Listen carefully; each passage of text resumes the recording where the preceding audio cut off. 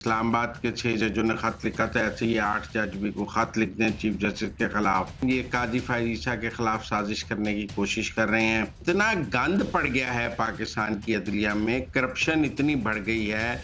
जज सियासी टिकटें लेते हैं, जज सियासी जमातों से मराहत लेते हैं। इस वक्त सवाए पाकिस्तान के सब ने इसराइल को कबूल कर लिया है। अगर इमरान खान मुल्क में हुक्मरान आ गए तो वो इसराइल को कबूल कर लेंगे। पहले भी ऐसा आर्टिकल छपा तो इमरान खान ने उसकी कोई तरदीद नहीं की। वो इस पर खामोशी रखते हैं क्योंकि खामोशी नीम रजामंदी है। प्रोग्राम अंदर की बात मुजम्मिल सोहरावर्दी के साथ मैं हूँ आपकी मेजबान इकरार आज हमारे साथ मौजूद है मुजम्मिल सोहरावर्दी।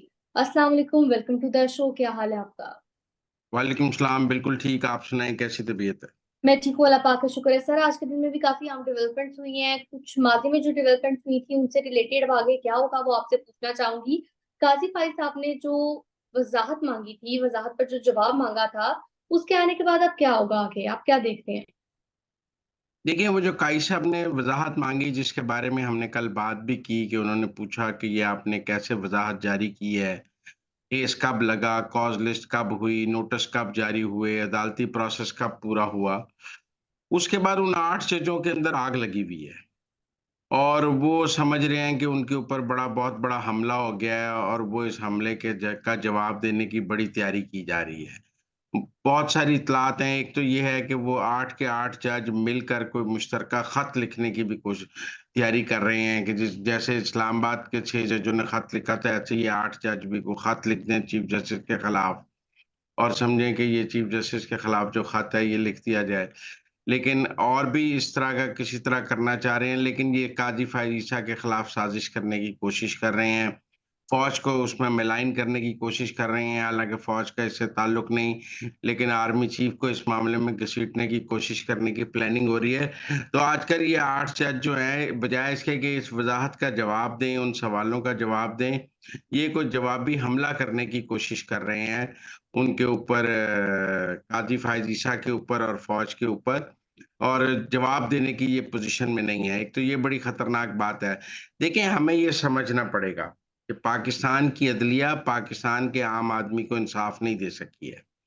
इन्होंने अपनी तनख्वाहें तो लाखों रुपए कर ली हैं, लेकिन ये पाकिस्तान के आम आदमी को इंसाफ नहीं दे सके हैं। ये मुकम्मल तौर पे एक सियासी अदलिया बन चुकी है। It's a political judiciary. ये कहते हैं कि जी हाई कोर्ट के जज को ट्रांसफ़र करने का इख्तियार नहीं होना चाहिए। इस मुल्क में ऐसा भी हुआ है कि हाई कोर्ट के चीफ जस्टिस साहब थे, उनका दामाद तहरीक इंसाफ का सीनियर वज़ीर था और वो खुद उस लाहौर हाई कोर्ट के चीफ जस्टिस थे अमीर भट्टी साहब। उनके जो दामाद वज़ीर थे, उनके घर पूरे हाई कोर्ट के सारे जजेस का घर खाना हुआ और सारी अदलिया उनके दामाद वज़ीर के घर ब दरबार में पेश हुई। और वो जो वज़ीर साहब थे, उनको मुर्शद का खिताब मिल गया क्योंकि वो घर बैठ के बता देते थे कि कल हाई कोर्ट में ये फैसला होगा। वज़ीर आला उनके कदमों में, ज़मान पार्क उनके कदमों में और वो कमाल थे। अब जब एक ससुर का दामाद जो है वो वज़ीर हो जाए, तो क्या वो उस सूबे का जज या चीफ जस्टिस हो सकता है? नहीं हो सकता, उसको ट्रांसफ़र करना होगा। क्योंकि यहाँ दामाद उस सूबे में कर ले सियासत या ससुर चीफ जस्टिस हो जाए। इसी तरह ये बिल्कुल रहा है कि जिस हाई कोर्ट में जज होंगे वहां उनके बच्चे प्रैक्टिस नहीं करेंगे। लेकिन अगर बच्चे कहें कि हमने इसी हाई कोर्ट में प्रैक्टिस करनी है, तो फिर बाप को दूसरे हाई कोर्ट में ट्रांसफर करना पड़ेगा। ये तो नहीं हो सकता अब्बा जी जज हों और बेटे वकील हों, जैसे मज़ाहिर अली नकवी के केस में होता रहा। अब्बा जी जज थे और बेटे वकील थे। तो यहाँ इतना गंद पड़ गया है पाकिस्तान की अदलिया में, करप्शन इतनी बढ़ गई है, पॉलिटिकल मैनूवरिंग इतनी हो गई है, जजों के खानदान सियासी हो गए हैं, जज सियासी टिकटें लेते हैं, जज सियासी जमातों से मराहत लेते हैं, जज अपने खानदान वालों के लिए टिकटें लेते हैं, अपने गांव में जाकर सियासी फैसले करते हैं कि इस सियासी अदलिया के साथ तो अब पाकिस्तान का गुजारा नहीं है। और अदालती इस्लाहात के बगैर खेल आगे बढ़ नहीं सकता। ये जो इस्लामाबाद के हाई कोर्ट के जजेस ने खत लिखा या ये जो अब 8 जज जो रो रहे हैं रोज़, ये रोने वाली पोज़ीशन में आए हुए हैं, ये पाकिस्तान की पॉलिटिकल जुडिशरी का चेहरा है। ये पाकिस्तान के सियासी जज हैं। हमें इनको पहचानना होगा, ये इंसाफ नहीं कर रहे। ये एक सियासी जमात को करने के लिए सियासी जज हैं ये, और ये सियासत कर रहे हैं अपने जज के मनसब को इस्तेमाल करते हुए। लिहाजा मैं समझता हूँ कि पाकिस्तान के हर शहरी को ये समझना पड़ेगा कि आम आदमी को इंसाफ हुकूमत ने नहीं देना। आम आदमी को इंसाफ जो है वो इस अदलिया ने देना है। हुकूमत तो अदलिया को तनख्वाह देती है, मराद देती है, नई गाड़ियाँ देती है, लाखों रुपए के टीए, डीए देती है। हुकूमत इस अदलिया को और क्या दे? मेरे आपके टैक्सों के पैसों से इनका पेट भरती है। इंसाफ तो इन्होंने देना है। गर्मियों की छुट्टियों पे ये चले जाते हैं, सर्दियों की छुट्टियों पे ये चले जाते हैं। 4-4 महीने क्या 1-1 साल तफसीली फैसला नहीं लिखते हैं। अब आप देखिए मखसूस नशिस्तों वाला तफसीली फैसला नहीं दे रहे क्योंकि इनको तरमीम का इंतज़ार है। ये तरमीम के बाद देना चाहते हैं। तो इसलिए हमें ये समझना पड़ेगा कि काज़ी फ़ायज़ ईसा ने भी जो सवाल उठाए हैं, वो इन जजों के सियासी चेहरे से निकाब उतार रहे हैं। और हमें भी जुडिशरी के पॉलिटिकल फेस को समझना पड़ेगा कि जुडिशरी का जो सियासी चेहरा है, वो पाकिस्तान में इंसाफ का कत्ल है। क्योंकि अदलिया सियासी नहीं हो सकती। सियासी फ़ौज के साथ गुज़ारा है, सियासी अदलिया के साथ गुज़ारा नहीं है। सियासी फ़ौज कुछ भी करेगी वो गैर कानूनी, गैर आईनी होगा। सियासी अदलिया जो करती है उसको कानून और आइन का लिबादा ओढ़ देती है, चाहे वो मखसूस नशिस्तों का फ़ैसला हो, चाहे वो 63 ए का फ़ैसला हो। तो इसलिए मेरे ये ख़्याल में कि काज़ी फ़ायज़ ईसा ने जो सवाल पूछे हैं, वो पूरी कौम उनसे वो सवाल पूछ रही है कि भाई ये वज़ाहत आपने जारी कैसे कर दी? आपने ड्यू प्रोसेस ऑफ लॉ पूरे किए बगैर ये जारी कैसे कर दी? अब ये जो मॉनिटरिंग जज लगाने का रवाज है, जो नवाज शरीफ के केस में लगाया गया, या जो अब ये 8 जज खुद को मॉनिटरिंग जज समझते हैं, तो मॉनिटरिंग जज का आइन और कानून में कोई तसव्वुर नहीं है। मॉनिटरिंग जज इंसाफ का खून है, इंसाफ का कत्ल है। मॉनिटरिंग जज का कोई तसव्वुर नहीं। या तो मेरे मुकदमे में भी मॉनिटरिंग जज लगाएं। ये सिर्फ मखसूस मुकदमों में एक सियासी जमात की सहूलतकारी के लिए मॉनिटरिंग जज क्यों लगते हैं? तहरीक इंसाफ के मुकदमात को तेज करने के लिए मॉनिटरिंग जज क्यों लगते हैं? तो इन सब सवालों का जवाब मेरा ख्याल है काई साहब ने जो वजाहत मांगी है, इन 8 जजों को आराम से वो वजाहत देनी चाहिए। और ये जो आजकल खत खुत लिखने की गूंज है, इससे अब काम नहीं चलेगा।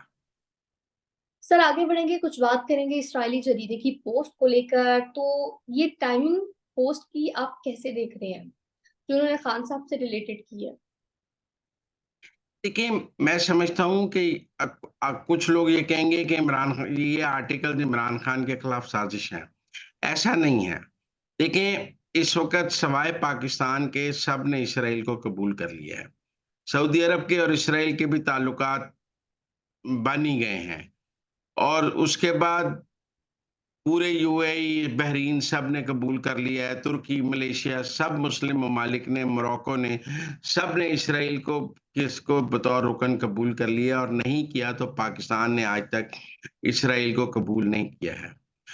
तो इसलिए मेरा ये ख़्याल है कि इसराइल अम, इमरान खान की जो टीम है वो बाय डिज़ाइन अमेरिका और इसराइल को ये तासुर दे रही है कि हम अगर इमरान खान मुल्क में हुक्मरान आ गए, तो वो इसराइल को कबूल कर लेंगे, और इमरान खान को लाने से इसराइल को कबूल कर पाकिस्तान से मनवाने में आसानी होगी। ये तासुर वेस्ट को दिया जा रहा है, ये तासुर अमेरिका में दिया जा रहा है, ये तासुर कांग्रेस को दिया जा रहा है, और ये कहा जा रहा है कि इमरान खान को लाएँगे तो इसराइल के साथ पाकिस्तान के ताल्लुकात भी हो जाएँगे और पाकिस्तान इसराइल के साथ खड़ा हो जाएगा। इसलिए ये आर्टिकल्स बाय डिज़ाइन छपवाए जा रहे हैं, चूँकि इनको अंदाज़ा है, ख़्याल है कि अमेरिका में अब रेज़ीम चेंज है, वहाँ इलेक्शंस हैं, ट्रम्प जीत के आ सकते हैं, और ये ट्रम्प को ये बिड कर रहे हैं कि अगर ट्रम्प आने के बाद इमरान खान के लिए राह हमवार करते हैं, तो उसके बाद ये होगा कि वो इसराइल वाली गेम इमरान खान और ट्रम्प मिलकर खेल सकेंगे। ये अमेरिका को और इसराइल को इमरान खान की साइड पर और वेस्ट को इमरान खान की साइड पर लाने के लिए ये आर्टिकल छपवाए जा रहे हैं, और इससे ज़्यादा इनका कोई मकसद नहीं है। आप देखें, पहले भी ऐसा आर्टिकल छपा तो इमरान खान ने उसकी कोई तरदीद नहीं की। अब भी ये आर्टिकल है, इसकी इमरान खान या पीटीआई के ट्विटर हैंडल से कोई तरदीद नहीं हुई। वो इस पर खामोशी रखते हैं क्योंकि खामोशी नीम रज़ामंदी है, और खामोशी का मतलब है कि ठीक है, हमें कबूल है।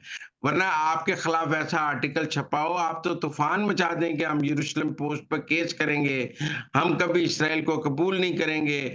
आज प्रेस कॉन्फ्रेंसें शुरू हो जानी चाहिए थी, इमरान खान का जे ट्वीट से हो जाना चाहिए था कि इसराइल को किसी सूरत कबूल नहीं किया जाएगा, लेकिन उनका ट्विटर हैंडल भी खामोश है, उनकी पार्टी भी खामोश है, क्योंकि ये सब कुछ वो बाय डिज़ाइन कर रहे हैं, क्योंकि वो वेस्ट को ये मुतासिर करना चाहते हैं कि हम ही पाकिस्तान में वो हैं जिन्हें आप लाएँगे, तो इसराइल का अनफिनिश्ड एजेंडा जो है वो कबूल हो सकता है। तो नाज़रीन, ये थी आज की अंदर की बातें। आपसे मुलाकात होगी अगले प्रोग्राम में। हमें दीजिए इजाज़त। अल्लाह ने के बाद।